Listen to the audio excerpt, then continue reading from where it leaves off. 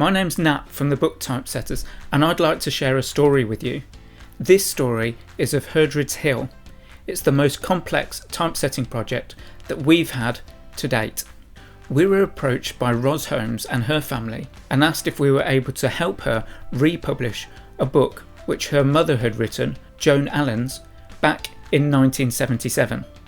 The book had been republished in 1981 as a second edition and as a third edition in 1994. However, the main complication was that the text didn't exist digitally or electronically, only as hard copy.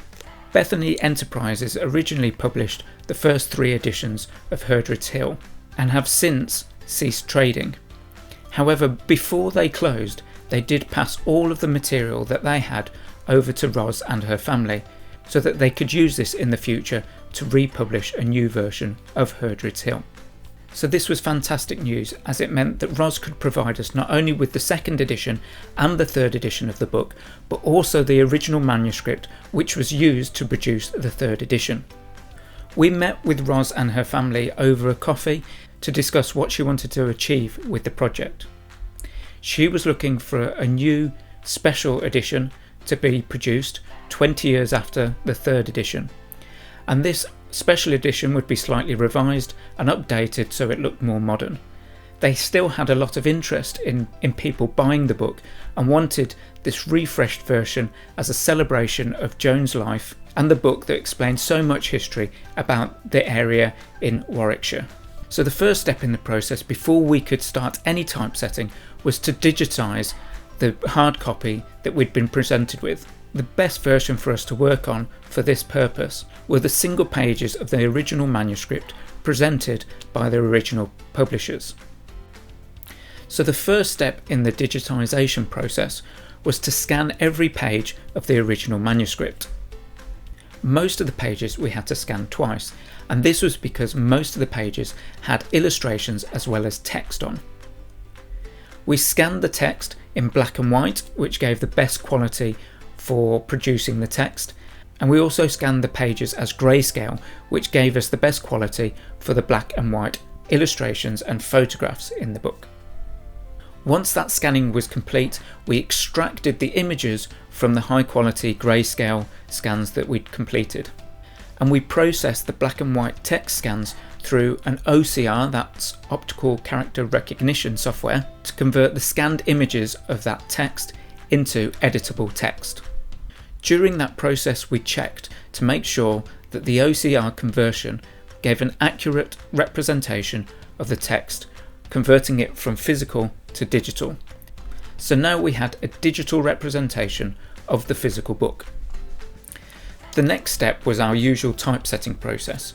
So we took the text out of the document which had been produced by the OCR process and put it into our desktop publishing software. And that's where we worked our magic to typeset it. The original typesetting on version 3 is quite tight typesetting and is quite difficult to read, so we suggested to Ros that we increase the page size of the book compared to the third version, which would allow more space for the text to breathe. So we typeset it so it was more legible and used a more modern font than edition 3. Once we'd completed the initial typesetting, we then went through and placed in all the images that we'd extracted through the scanning process. We positioned these pictures as closely as possible as we could to the third edition of the book.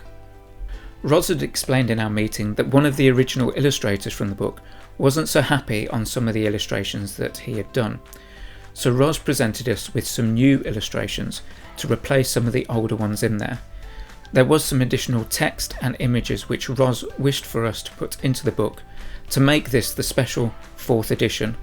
The final step in the typesetting process was to update the index. So the index entries from the scans gave the original page numbers from edition 3. However, because the pagination of the 4th edition is different to the 3rd edition, we needed to update the pages in the index. Ros had commissioned us to design the cover as well for the 4th edition, so we looked at this once we'd typeset the book. Ros was looking for the same feel and atmosphere of the previous 2 editions. so we extracted the imagery from the 3rd edition to begin constructing the cover design. However, we felt that the map on the front of the 3rd edition would work better on the back cover. Instead, we used an illustration from inside the book to complement the illustration on the front cover. We updated the typefaces used on the cover so that they matched the modern typefaces that we'd used inside the book. As this was a commercial project which Ros and her family wanted to sell, she commissioned us to register her and her family as a publisher on Nielsen.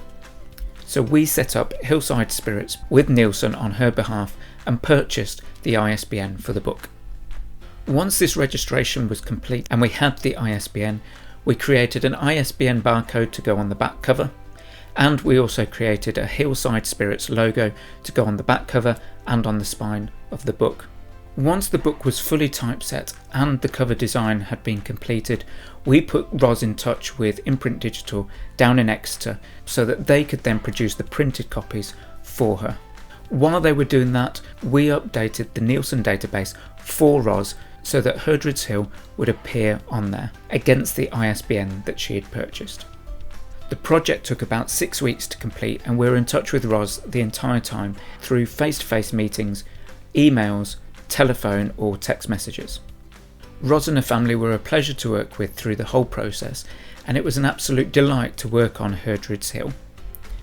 We hope that the 4th edition is as successful as the previous 3 editions, and Joan's work will reach more and more people through this new edition. If you have any questions about anything that I've covered in this video, then please do get in touch with us. Or if you have a project which you feel needs to go through a similar process, do get in touch because we can help you get it through to publishing stage. Until the next video, take care.